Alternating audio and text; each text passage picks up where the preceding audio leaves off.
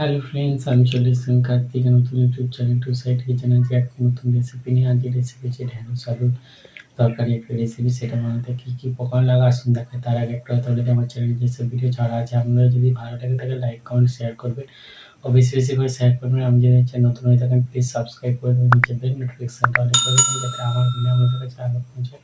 তাহলে চলুন ঢেঁড়স আলুর তরকারি রেসিপিটা বানাতে কী কী উপকরণ লাগে আসুন দেখায়।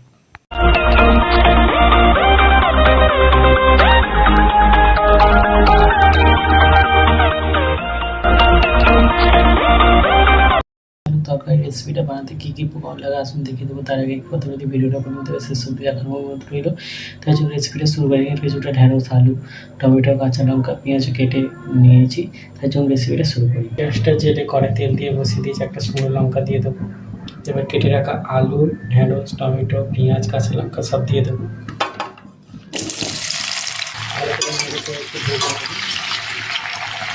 নুন দিয়ে দেবো, ভালো করে ভেজে নেবো। লঙ্কা দেওয়ার পর ধীরে ধীরে একটু আরেকটা লঙ্কা গুঁড়ো দিয়ে দেবো,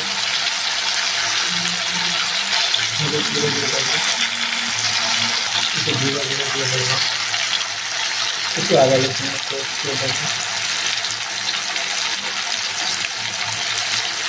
ভালো করে ভেজে নেবো। অল্প একটু জল দিয়ে দেবো,